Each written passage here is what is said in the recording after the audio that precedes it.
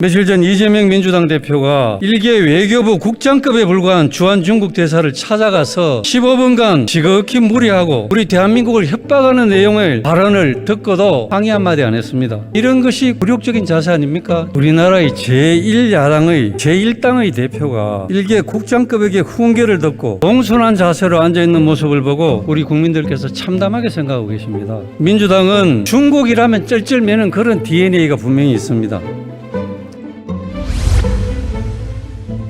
예, 총리님, 민주당은 대통령께서 정상회담을 다녀오시면 성과에 관계없이 굴욕 외교다, 외교 참사다 이렇게 말하고 있습니다. 이 말에 동의하십니까? 동의하지 않습니다. 지난 4월 워싱턴에서 한미 정상회담이 있었습니다. 총리님, 그 성과를 구체적으로 좀 말씀해 주시기 바랍니다.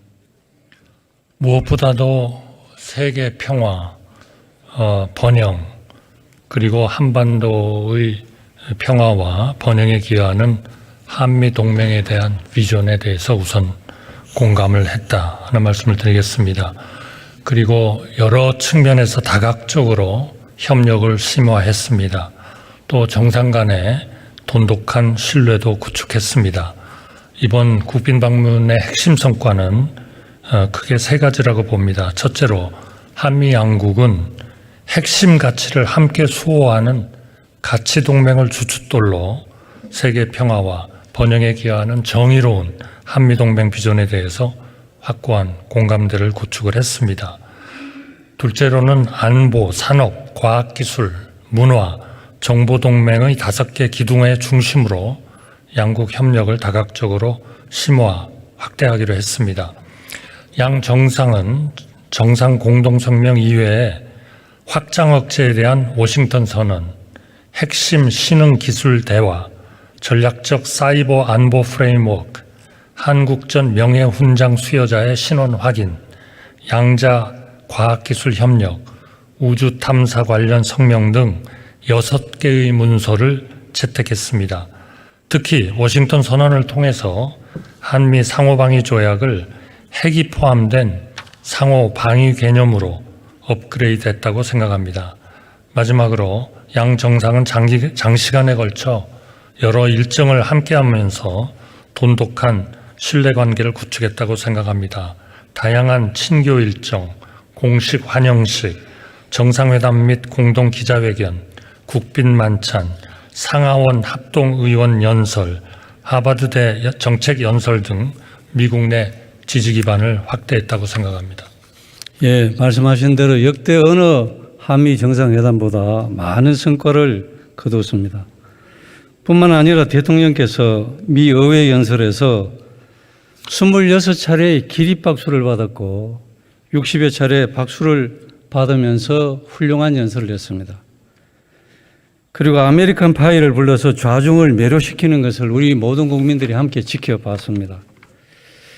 제가 재외동포위원장을 맡고 있기 때문에 해외 많은 동포들하고 이렇게 소통을 하고 있습니다만은 우리 동포들이 사는 각 나라에서 그 나라 국민들이, 정치인들이 왜 우리는 한국의 윤석열 대통령처럼 저렇게 당당하고 멋진 리더십을 가진 대통령이 없나, 이런 얘기를 하면서 부러워한다고 합니다. 저는 민주당이 굴욕 외교라는 말을 하면 문재인 대통령의 한중 정상회담을 떠올리지 않을 수가 없습니다. 총리님, 2017년도 문재인 대통령이 국빈 초청을 받고 중국에 가서 어떤 대우를 받았고 어떤 성과가 있었는지 알고 계십니까? 네, 당시 국가 주석과 많은 일정을 같이 하지는 못하셨던 것으로 알고 있습니다.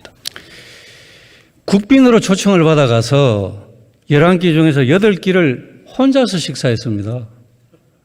중국 정부가 그렇게 무시하고 방치를 한 것입니다. 대통령의 수행 기자단이 중국 공안들에게 무참하게 짓밟히고 폭행당하는 사태가 벌어져도 아무 말도 못했습니다. 문재인 대통령은 중국 학생들에게 중국은 높은 산봉우리고 한국은 작은 나라라는 그런 연설을 했습니다. 공동성명 발표도 없었고 굴욕 무시만 당하고 돌아왔습니다. 빈손으로 돌아왔습니다. 이런 것을 굴욕역이라고 해야 맞지 않습니까? 며칠 전 이재명 민주당 대표가 일개 외교부 국장급에 불과한 주한 중국 대사를 찾아가서 15분간 지극히 무례하고 우리 대한민국을 협박하는 내용의 발언을 듣고도 항의 한마디 안 했습니다. 이런 것이 굴욕적인 자세 아닙니까? 총리님 어떻게 생각하세요? 외교부 대사의 그 행동은 외교관으로서 대단히 부적절한 행동이었다. 저는 그렇게 생각합니다. 저도 주미대사로서 근무를 했습니다만 대사가 양국 간의 관계를 증진시키는 그러한 그 목적이 아니고 이렇게 일방적으로 비난하는 것 같은 그러한 언사를 하는 것은 정말 외교관으로서는 대단히 부적절한 그런 행동이었다고 생각합니다. 우리나라의 제1야당의 제1당의 대표가 일개 국장급에게 훈계를 듣고 공손한 자세로 앉아있는 모습을 보고 우리 국민들께서 참담하게 생각하고 계십니다. 민주당은 중국이라면 쩔쩔매는 그런 DNA가 분명히 있습니다. 총리님, 문재인 정권 당시에 시진핑 주석이 방한한 적이 있습니까? 없는 것으로 알고 있습니다. 문재인 대통령은 2번이나 중국에 갔습니다. 그리고 시진핑 주석에게 제발 한번 답방을 해달라고 사정사정했습니다. 여러 경로를 거쳐서 애걸복걸했습니다. 그러나 끝내 시진핑 주석은 안 왔습니다. 철저하게 무시당한 것입니다.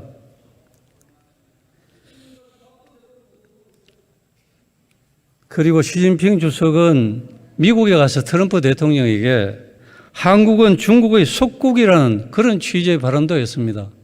그때도 문재인 정부는 아무 소리 못했습니다. 이런 것이 굴욕 외교 아닙니까? 지금까지 민주당의 태도를 보면 만약에 이번에 주한 일본 대사가 이재명 대표에게 싱하이민 중국 대사와 같은 그러한 무리한 발언과 태도로 그런 것을 보였다면 민주당이 과연 어떻게 나왔을까? 제가 생각을 해봤습니다. 아마 민주당은 당장 일본 대사를 추방하고 이것이 국가 간의 외교적으로 문제가 되면 일본하고 국교 단절까지 하라고 할지도 모르겠다, 이런 생각을 했습니다. 총리는 어떻게 생각하십니까? 글쎄요, 가정을 전제로 해가지고 그 정당의 행동을 예측하는 것은 좀 어려운 일이라고 생각을 합니다. 그러나 그러한 것들은 적절하지 않을 것이다, 이렇게 생각합니다. 총리님, 싱하이민 대사를 우리 외교부가 불러서 경고 조치를 냈는데 이것으로 끝나서는 안 된다고 생각합니다. 싱하이민 대사는 상습적으로 우리 대한민국을 무시하는 그런 오만한 태도를 보여온 사람입니다. 본 의원은 이번에 PNG를 지정해서 싱하이민 대상을 추방해야 된다고 생각합니다. 총리는 어떻게 생각하세요? 네, 하여튼 무엇보다도 그 주중 대사의 행동은 매우 부적절했다, 이렇게 생각을 합니다. 총리님, 국민들께서 이런 중국의 태도에 대해서 분노하고 계십니다. 잘 검토해 주시기 바랍니다.